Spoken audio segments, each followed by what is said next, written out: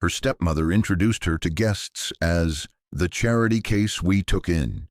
She wasn't allowed to speak at the dinner table or use the family surname. 5 years of sleeping in the garage, 5 years of being erased.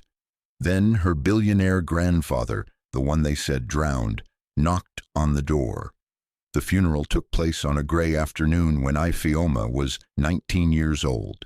She stood beside her father's casket in a black dress that no longer fit properly, her shoulders shaking with silent sobs as the pastor spoke words that barely registered in her grief-clouded mind. Jabari Oluwaseun had been everything to her, protector, provider, the last connection to a mother she'd lost when she was only 7. Now he was gone too, taken by a car accident on a rain-slicked highway, and Ifeoma felt the ground disappearing beneath her feet. Her stepmother Nomvula stood beside her, one manicured hand resting on Ifeoma's shoulder in what looked like maternal comfort to the assembled mourners. On Nomvula's other side stood Busisiwe, Nomvula's biological daughter, dabbing at dry eyes with a lace handkerchief. The three of them looked like a grieving family unit to everyone watching, but Ifeoma could feel the coldness radiating from Nomvula's touch, could sense the impatience in that grip. Her father had married Nomvula 5 years earlier when Ifeoma was 12 and still raw from losing her mother. Nomvula had swept into their lives like a hurricane, elegant and commanding, transforming their home with her expensive taste and sharp tongue. Jabari had seemed happy, or at least less lonely, and Ifeoma had tried to accept this woman who could never replace her mother but who her father clearly loved. After the service, people gathered at their home, a beautiful estate, in an affluent neighborhood with perfectly manicured lawns and a circular driveway lined with luxury cars. Ifeoma moved through the crowd like a ghost, accepting condolences from people who'd known her since childhood, family friends who remembered when her mother was alive. Her grandfather Lungelo should have been there, but he'd died 3 years earlier, or so she'd been told. Nomvula had delivered the news with practiced sadness. Lungelo had drowned during a business trip to South Africa, his body swept away by ocean currents and never recovered. Ifeoma had been devastated, losing the grandfather who'd taught her to read, who told her stories about building his telecommunications empire from nothing, who'd promised she'd inherit his strength and determination. Now both her grandfather and her father were gone, and she was alone with Nomvula and Busisiwe. The lawyer arrived as the last guests were leaving, a thin man with wire-rimmed glasses who spread papers across the dining room table with efficient movements. Ifeoma sat numbly as he read her father's will, the legal language washing over her until certain phrases cut through her grief. Everything, the house, the investments, the substantial life insurance policy, was left in trust for Ifeoma, with Nomvula appointed as legal guardian and trustee until Ifeoma turned 25. It seemed straightforward enough. Nomvula would manage the assets, ensure Ifeoma's education and well-being, and when Ifeoma came of age, everything would transfer to her control. The lawyer looked at Ifeoma with something like pity in his eyes before gathering his papers and leaving. The mask dropped the moment the front door closed behind him. Nomvula turned to face Ifeoma with an expression that contained no trace of the grief she'd performed so convincingly all day. Her eyes were cold and calculating, her mouth set in a thin line that held no warmth whatsoever. She walked slowly around the dining room table, her heels clicking against the marble floor with deliberate precision. When she finally spoke, her voice was stripped of all pretense, revealing something hard and bitter underneath. She told Ifeoma that her father had been weak, that he'd married beneath himself twice, first to Ifeoma's mother, then to Nomvula herself. She said the words casually, as if discussing the weather, but each syllable landed like a physical blow. Iphioma stared at her stepmother in shock, unable to process this sudden transformation from grieving widow to something else entirely. Busisiwe stood behind her mother, no longer pretending to cry, her face reflecting smug satisfaction. Nomvula continued speaking, outlining the new reality with brutal clarity. The house belonged to her now, in every way that mattered. She controlled the money, made the decisions, and Iphioma would follow her rules or find herself with nowhere to go. When Iphioma tried to protest, tried to mention what the lawyer had said about the trust, Nomvula laughed, a sound devoid of humor. Legal documents meant nothing, she said. Iphioma was 17, alone, with no relatives to turn to and no grandfather to protect her anymore. That first night, Nomvula ordered Busisiwe to move into Iphioma's bedroom, the spacious room in the main wing where Iphioma had slept since childhood, where her mother had read her bedtime stories and her father had kissed her goodnight. Busisiwe didn't hesitate, immediately claiming the space as her own with triumphant glee. Iphioma's belongings were pulled from drawers and closets, stuffed carelessly into black garbage bags like trash being prepared for disposal. Her books, her clothes, the stuffed animals she'd kept from childhood, photographs of her parents, everything went into those bags. When Iphioma tried to save a framed picture of her mother, Nomvula snatched it from her hands and dropped it in a bag with such force the glass cracked. She told Iphioma to carry the bags to the garage, all of them, and that's where she'd be sleeping from now on. Charity cases don't get bedrooms, Nomvula said, her voice dripping with disdain. The garage had a small attached bathroom, originally built as a servant's quarters back when the house was first constructed. That would be more than adequate for someone in Iphioma's position. Iphioma stood frozen, unable to believe what was happening, unable to reconcile this cruelty with everything she'd thought she knew about her life. But Nomvula wasn't finished. She established rules, each one designed to strip away another piece of Iphioma's identity and autonomy. Iphioma was forbidden from using the surname Oluwaseun in public. When introduced to visitors, she would be described as a relative's child they were helping, never as Jabari's daughter. She would not eat meals with the family. She would ask permission before using any household resources. She would make herself useful by helping with cleaning and household tasks.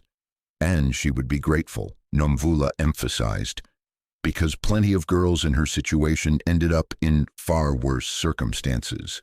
That night, alone in the converted garage space, Iphioma sat on the bare concrete floor surrounded by garbage bags and tried to process the complete destruction of her world. The garage was cold and dim, lit by a single bulb hanging from the ceiling. Gardening tools lined the walls, bags of fertilizer were stacked in the corner, and oil stains marked the floor where cars had once been parked. The attached bathroom was tiny and utilitarian, with cracked tiles and a rust-stained sink. This was her home now, this concrete box that smelled of gasoline and motor oil.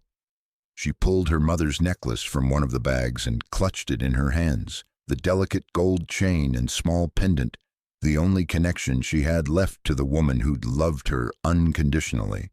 She thought about her grandfather Lungelo, wishing desperately that he was still alive. He would never have allowed this to happen. He'd been a force of nature, a self-made billionaire who'd built his telecommunications empire through intelligence and sheer determination. When Iphioma's mother died, Lungelo had been her rock, promising her that she was an Oluwaseun, and that name meant something. It meant strength, resilience, legacy. But Lungelo had drowned 3 years ago in South Africa, his body lost to the ocean, and now Iphioma had no one. She tried calling his old phone number, a desperate attempt to reach across death itself, but the line was disconnected. She was truly alone. The weeks became months, and months became years, and Iphioma learned to navigate her new reality with the survival instincts of someone with no other choice. She attended public school while Busisiwe went to an expensive private academy across town. Nomvula forbade Ifeoma from mentioning the family's wealth to anyone, from talking about her father or her previous life. At school, teachers assumed she was a scholarship student from a poor background, and Ifeoma never corrected them. What would be the point? Who would believe that she lived in a mansion but slept in a garage?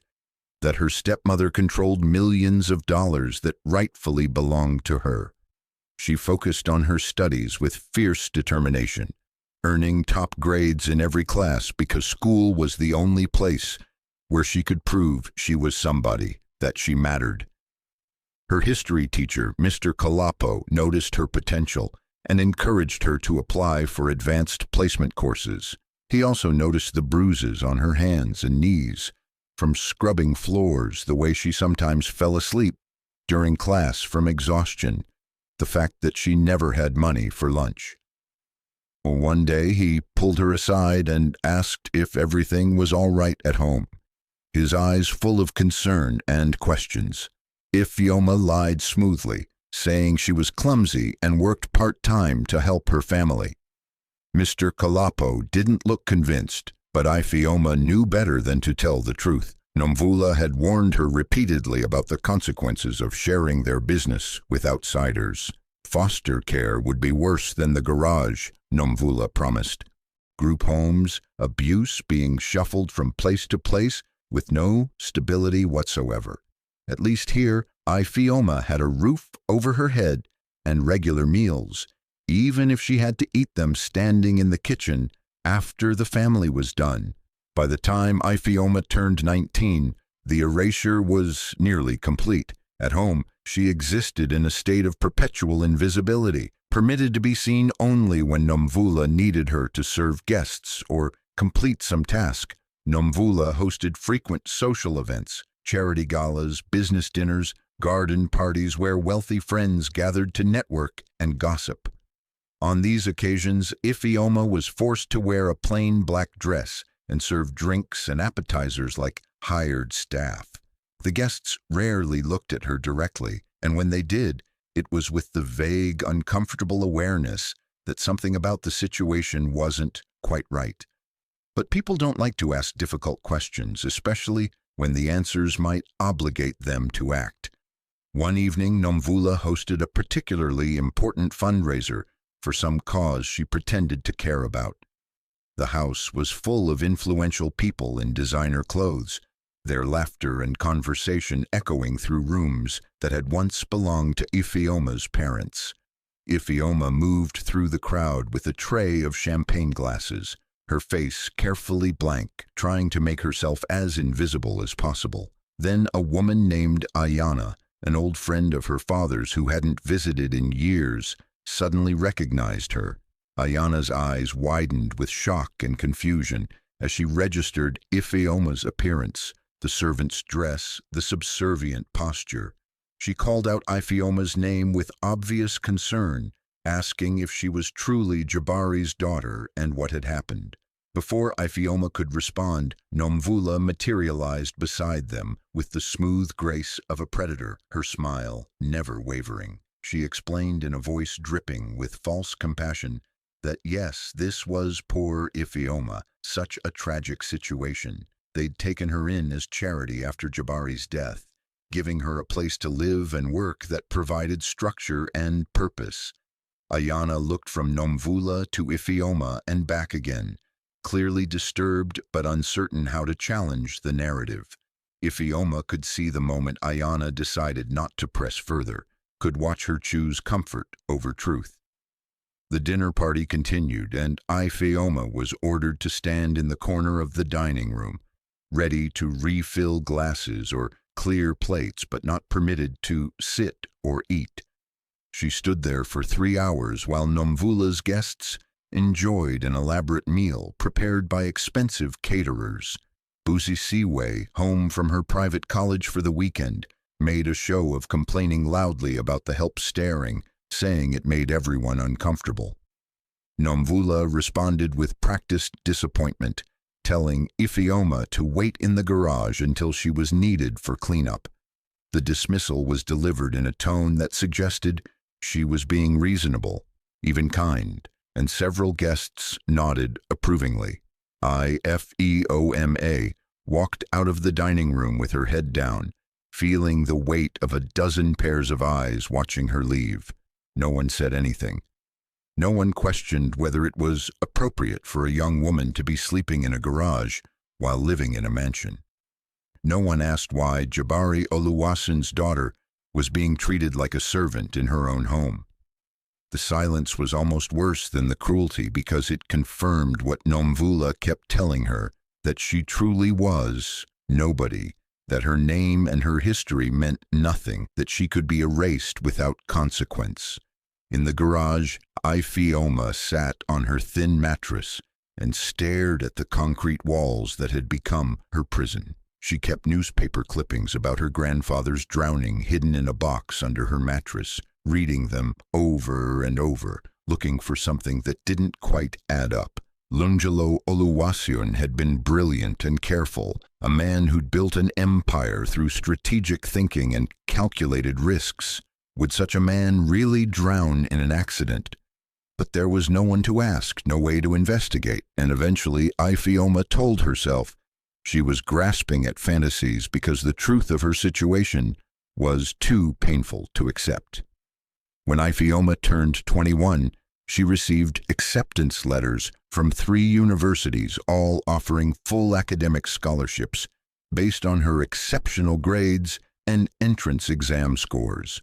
For the first time in years, she felt something like hope stirring in her chest. University meant escape, meant dormitories and distance and the possibility of building a life beyond Nomvula's control. She was legally an adult now, able to make her own decisions, even if she couldn't access her inheritance for another 4 years. She imagined studying business like her grandfather had, maybe eventually finding a way to reclaim what was rightfully hers. But Nomvula found the acceptance letters before Ifeoma could hide them. She read through each one slowly, her expression shifting from surprise to calculation to cold determination. Then she tore them into pieces methodically, letting the shredded paper fall to the floor like confetti. Nomvula asked Ifeoma if she'd really thought she'd be permitted to leave, if she truly believed that was how this worked. Who would maintain the house if Ifeoma left? Who would serve at Nomvula's dinner parties? And more importantly, who would be around to ensure Ifeoma never started asking questions about her trust fund, about where the money was actually going, about the properties Nomvula had quietly sold and the investments she'd liquidated? Nomvula's mask slipped for a moment, revealing the calculating predator beneath the elegant facade. She forced Ifeoma to write rejection letters to all 3 universities, standing over her shoulder to ensure the words were sufficiently discouraging. Ifeoma's hand shook as she wrote, her dreams crumbling to dust with each pen stroke. When she finished, Nomvula smiled and told her it was time to accept reality. Ifeoma wasn't family, she was staff who happened to live there, and the sooner she made peace with her place, the easier her life would be. That same year, Busisiwi got engaged to the son of a wealthy real estate developer, a union that would expand Nomvula's social and financial influence considerably. Nomvula announced plans for an elaborate engagement party at the house, sparing no expense on decorations and catering. She ordered Ifeoma to serve at the party, wearing what could only be described as a maid's costume, a black dress with a white apron and collar that looked like something from a historical drama. When the package arrived and Ifeoma saw the outfit, something inside her finally cracked. She confronted Nomvula in the kitchen, her voice shaking but determined, saying this was her father's house, her mother's home, that she had rights regardless of what Nomvula claimed. The words came pouring out, years of suppressed anger and grief and injustice bubbling to the surface in a desperate torrent. Nomvula's response was immediate and brutal. She slapped Ifeoma across the face with enough force to leave a red mark, then leaned in close and spoke in a voice that dripped with venom. Ifeoma had nothing, was nothing. Rights belonged to people, and Ifeoma was a ghost who cleaned floors and served drinks. She'd existed in that liminal space for 5 years now, erased so completely that no one even remembered she'd once been somebody. Who would believe her if she tried to claim otherwise? Who would care? The slap itself wasn't what broke Ifeoma.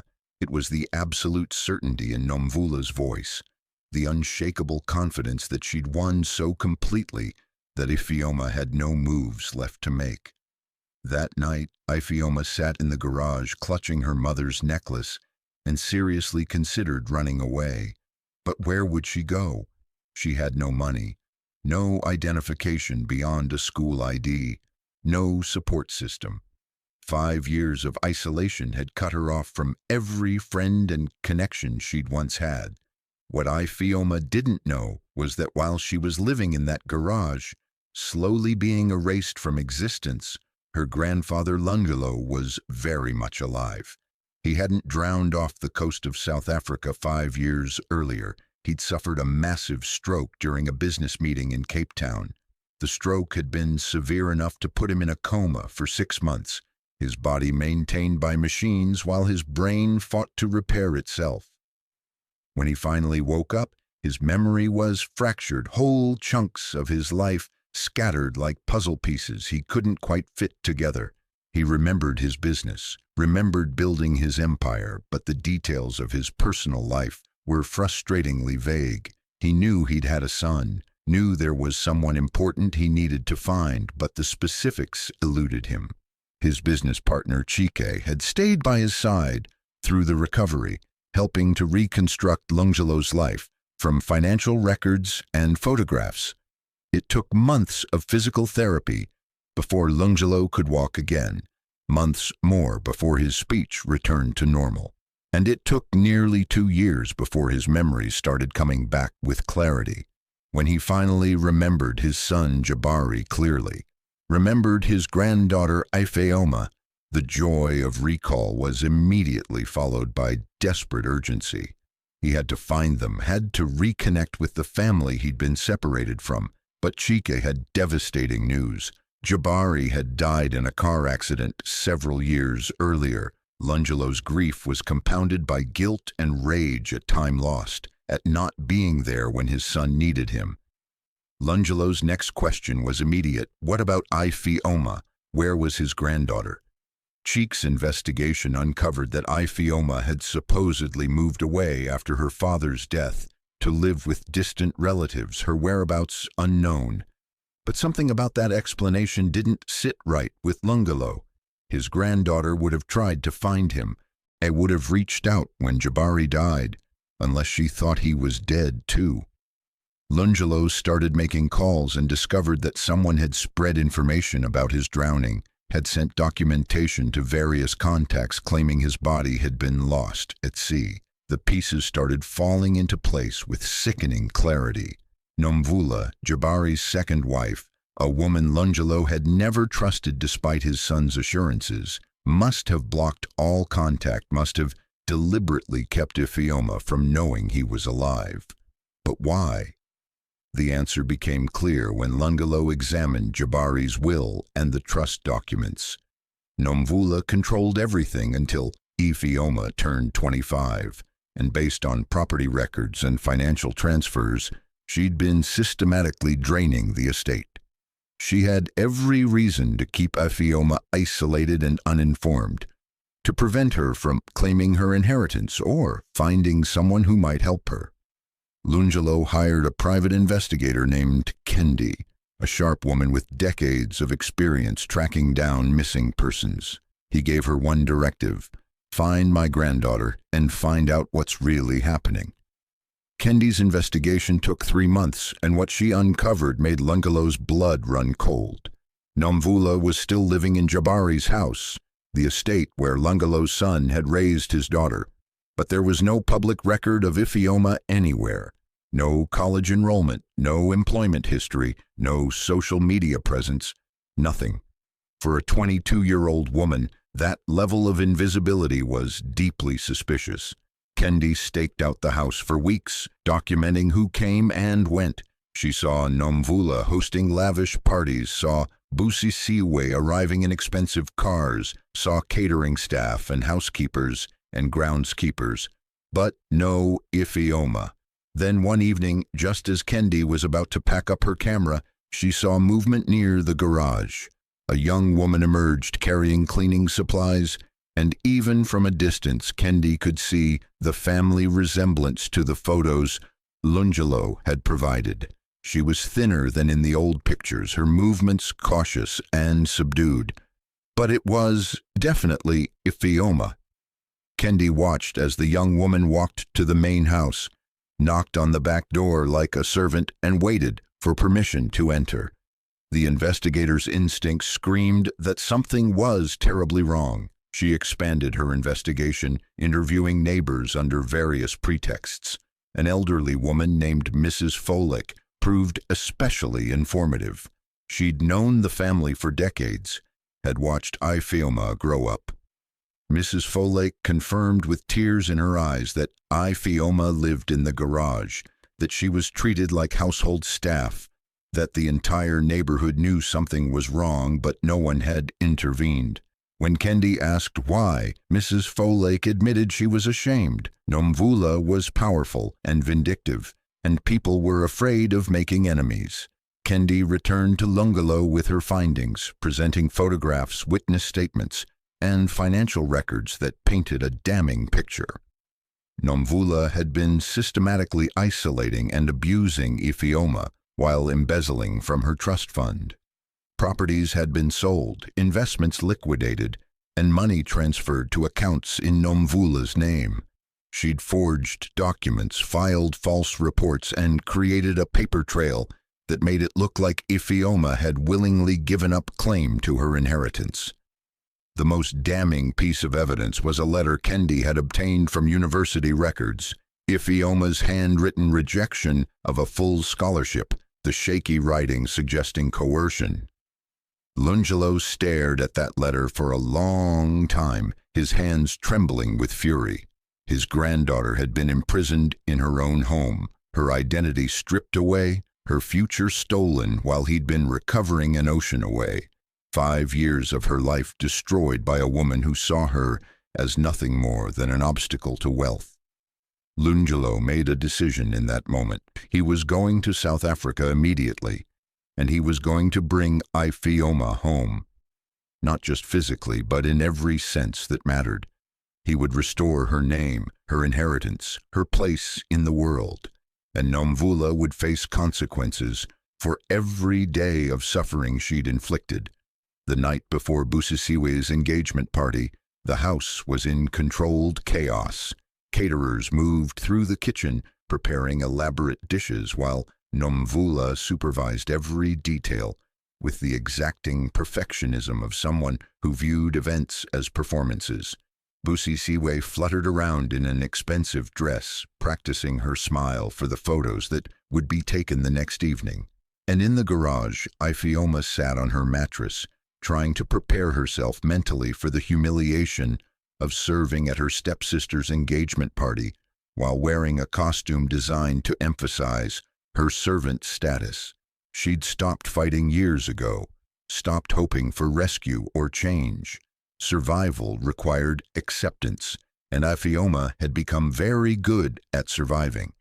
Then came a knock at the front door, loud, authoritative, impossible to ignore.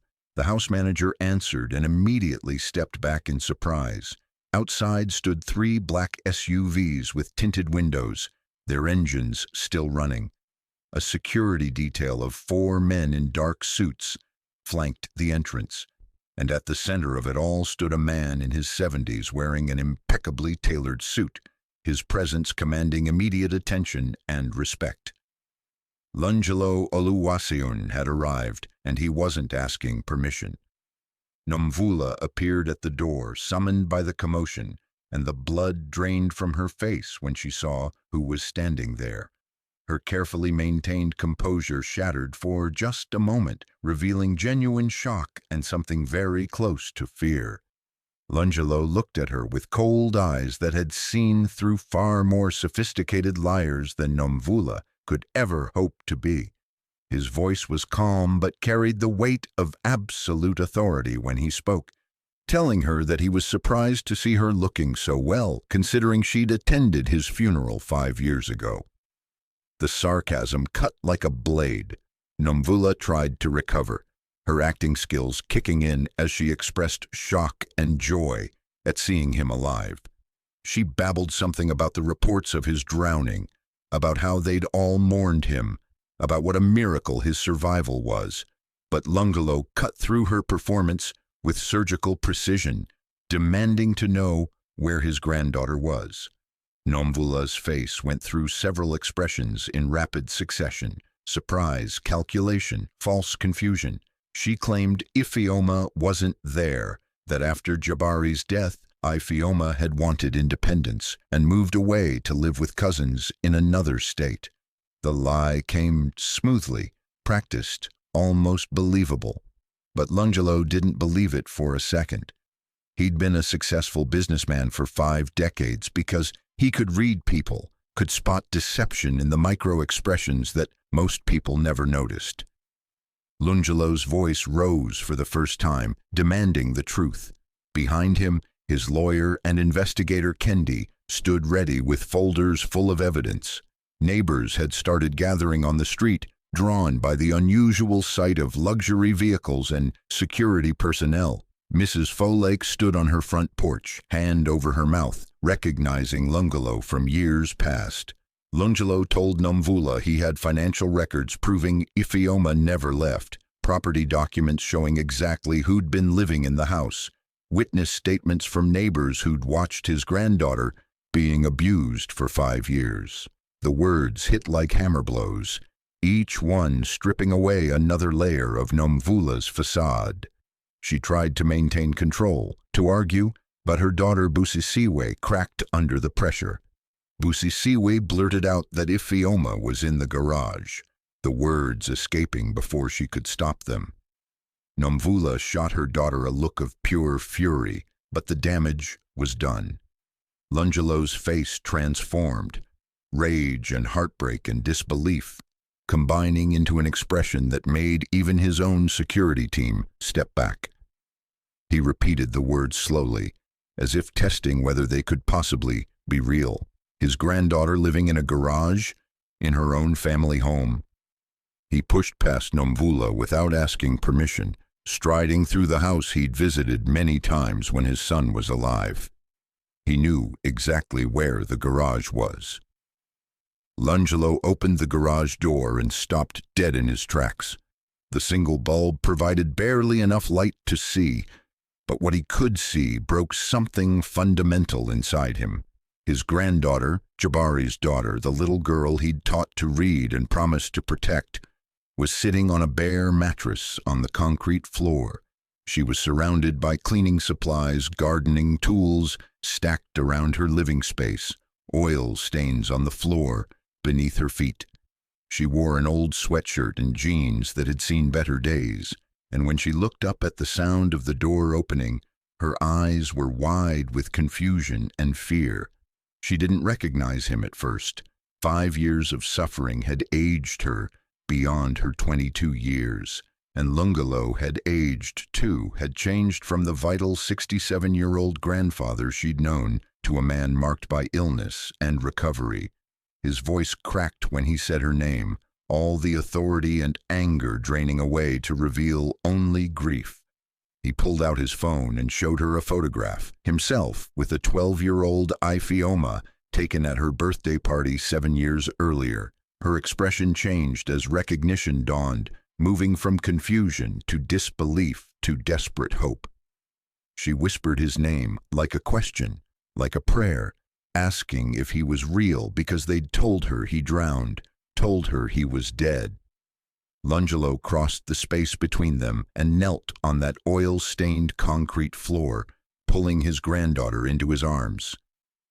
5 years of pain and isolation poured out of Ifeoma in great heaving sobs as she clutched at her grandfather's suit jacket. She told him everything in broken fragments, how Nomvula had erased her, how she'd been forbidden to use her own name, how no one had helped, how she'd been made to feel like nothing for so long she'd almost started believing it. Lungelo held her and wept, this powerful billionaire who'd built an empire, reducing himself to tears over the suffering of the child he'd failed to protect. He promised her that nobody would ever hurt her again, that he was there now and everything would be made right. He told her that he knew her name, Ifeoma Okonkwo, his granddaughter, his blood, his heir, and he promised that the whole world was about to know that name too, would know exactly what had been done to her and who would pay the price. He helped her stand and led her out of that garage, through the house where she'd been erased, past the stepmother who'd tried to destroy her. Nomvula stood frozen in the foyer, her face ashen, finally understanding that her carefully constructed house of lies was collapsing around her. Lungelo called the police from inside the garage, refusing to let Ifeoma out of his sight for even a moment. Officers arrived within 15 minutes, and Kendi began presenting evidence with the methodical efficiency of someone who'd prepared for exactly this moment. Financial fraud, identity theft, filing false death reports, guardianship abuse, embezzlement. The charges piled up while Nomvula tried desperately to maintain some shred of control. She attempted to characterize Ifeoma as difficult and ungrateful, claiming she'd provided care for a troubled teenager who'd never appreciated her sacrifices. But the evidence was overwhelming, and Nomvula's performance wasn't convincing anymore. Mrs. Folick stepped forward, her voice shaking but determined, and gave a statement about what she'd witnessed over 5 years. Other neighbors followed, each one adding their testimony to the damning portrait of systematic abuse. Even Mr. Adeyemi, the businessman who'd attended Nomvula's dinner parties, came forward to report how Nomvula had lied about Ifeoma's mental state to prevent people from asking questions. The police arrested both Nomvula and Busisiwe, handcuffs clicking shut with satisfying finality. Busisiwe broke down immediately, crying that her mother had promised it would be fine, that no one would ever find out. Nomvula shot her daughter a look of contempt before turning that same look on Ifeoma. Her final words dripped with venom, calling Ifeoma an ungrateful wretch who'd been given a roof and safety. But Lungelo's response cut through that delusion like a knife. A garage floor wasn't a roof, and torture didn't qualify as safety. He told the officers to take them away, his voice carrying the absolute authority of someone who'd spent decades making decisions that moved millions of dollars and thousands of people. Lungelo took Ifeoma to a private hospital that same night, refusing to wait even another day before getting her medical attention. Doctors conducted a thorough evaluation and found exactly what Lungelo had feared: chronic malnutrition, vitamin deficiencies, untreated injuries from years of physical labor her young body wasn't prepared for, and psychological trauma that would take years to properly address. The doctor told Lungelo privately that Ifeoma's body would heal relatively quickly with proper care, but the psychological damage was more complex. 5 years of systematic dehumanization left scars that medicine couldn't simply erase. Lungelo stayed by Ifeoma's bedside through that first night and many nights after, unwilling to leave her alone after she'd spent so long in isolation. She asked him the question he'd been dreading: why hadn't he come sooner? The guilt in that question, the implication that she'd somehow been abandoned, cut deeper than any business failure ever had. Lungelo explained everything: the stroke, the coma, the memory loss, the years of recovery and reconstruction. He showed her the investigation files, showed her how he'd been searching for her, from the moment he remembered she existed. Years of investigator reports, search records, dead ends followed by new leads. He told her she'd never been forgotten, never been erased from his heart, even when she'd been erased from every other record. Ifeoma listened to all of it and finally allowed herself to believe that someone had been looking for her, that she truly hadn't been abandoned to suffer alone. The legal proceedings moved forward with the inexorable weight of overwhelming evidence. Nomvula was charged with multiple felonies, including fraud, embezzlement, identity theft, false reporting, and guardianship abuse. The prosecutor's office built an airtight case using Kendi's investigation, witness testimony, financial forensics, and Ifeoma's own statement. Busisiwe took a plea deal early, agreeing to testify against her mother in exchange for reduced charges. Her testimony proved devastating, revealing the calculated nature of Nomvula's abuse and the extent to which she'd planned to keep Ifeoma suppressed until well past her 25th birthday. The trial lasted 3 weeks and attracted significant media attention. The story of a billionaire's granddaughter imprisoned in her own home proved too compelling for news outlets to ignore. Ifeoma didn't attend most of the proceedings, focusing instead on her recovery, but she gave a victim impact statement that left the courtroom in stunned silence. She spoke about what it felt like to be systematically erased, to have her name taken away, to be made invisible in her own life. The judge sentenced Nomvula to 15 years in federal prison and, based on the financial evidence, ordered full restitution of all embezzled funds, plus penalties. Every asset Nomvula had acquired through fraud was seized and returned to Ifeoma's control. The house, the investments, the life insurance payout, the trust fund Jabari had established, everything came back. The lawyers calculated that with the original inheritance plus 5 years of investment growth, Ifeoma was now worth approximately $8 million. And that didn't include her position as Lungalo's heir, which would eventually make her one of the wealthiest young women in the country. 3 months after her rescue, Ifeoma enrolled in university with her grandfather's full support. She chose business school, wanting to understand the empire Lungalo had built and the legacy she would someday inherit. She didn't move back into her father's house. The memories there were too painful, too contaminated by years of suffering. Instead, she lived with Lungalo in his family estate, a different property that had been in the Oluwasen family for generations. For the first time in 5 years, she had her own bedroom with soft sheets and warm blankets. She had regular meals at a table where she was welcome to speak and be heard. She had a grandfather who asked about her day and cared about her answers. The healing process was slow and non-linear. Some days she felt strong and hopeful. Other days the trauma would resurface in unexpected ways. But she was healing, which was more than she dared hope for during those years in the garage. One afternoon, Ifeoma returned to her father's house for the first time since the rescue.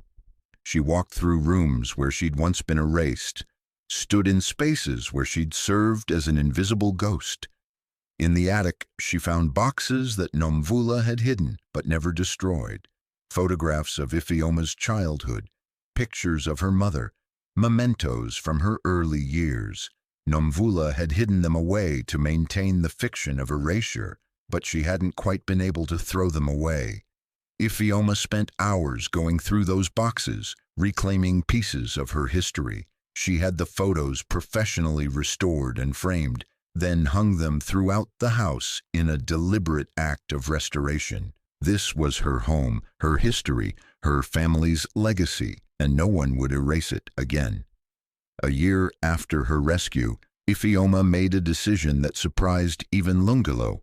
She would host a charity gala at her father's house, not to prove anything to the people who'd failed her, but to reclaim the space on her own terms and to support other young people in guardianship situations. The guest list included many of the same people who'd attended Nomvula's parties, who'd watched Ifeoma serve drinks and said nothing. Some declined the invitation out of shame or discomfort, but many attended, perhaps hoping for a chance at redemption or at least absolution. Ifeoma stood in the foyer of her family home, wearing an elegant dress and her mother's necklace, greeting guests with genuine warmth that came from a place of healing rather than performance. She was no longer the invisible girl in the garage. She was Ifeoma Okonkwo, university student, heir to a business empire, survivor, and most importantly, herself. Mr. Adeyemi approached her early in the evening, his discomfort obvious. He told her he owed her an apology, that he should have asked questions years ago instead of accepting comfortable lies. Ifeoma appreciated the honesty and told him that his presence now mattered more than his silence then. She wasn't interested in holding grudges or punishing people for their past failures. She was interested in moving forward and making sure other people in her situation had advocates and protection. Mrs. Folake was given a seat of honor at the gala, the elderly neighbor who'd been one of the few people willing to acknowledge the truth. Ifeoma made sure everyone knew that Mrs. Folake had tried to help when others stayed silent. That courage sometimes looks like an elderly woman offering quiet support when everyone else turns away.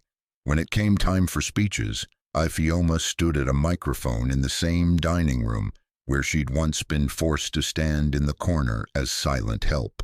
Her voice was steady and clear as she talked about erasure and restoration, about what it means to have your identity stripped away and what it takes to reclaim it. She spoke about the house itself, how these walls had witnessed her destruction but now bore witness to her healing. She told the assembled guests that her story wasn't unique, that countless young people in guardianship situations faced abuse and exploitation every year. The charity she was establishing would fund legal advocacy and support services for those young people, ensuring they had someone fighting for them the way Lungelo had fought for her. She ended her speech with words that resonated through the room. To everyone suffering in silence, you are not invisible. You are not forgotten. Your name matters. The applause was thunderous, and more than a few guests wiped away tears. After the guests left and the caterers cleaned up, Ifeoma walked out to the garage with Lungelo beside her. The space had been completely transformed, no longer a prison but a bright art studio filled with paintings and natural light. Ifeoma had taken up painting during her recovery, finding that putting images on canvas helped process trauma that words couldn't quite capture. The walls were covered with her work, portraits of her mother based on old photographs, abstract pieces representing different stages of her healing journey, and one large canvas depicting the garage as it had been, dark and confining, with a door opening to brilliant light beyond. Lungelo stood looking at that painting for a long time, his hand resting on Ifeoma's shoulder. She told him about the symbolism, how the garage represented not just her personal prison, but any confining situation that tries to reduce someone to nothing, and the light represented not rescue exactly, but the possibility that always exists, even in the darkest circumstances, the possibility that someone might knock on the door, that truth might surface, that justice might eventually arrive.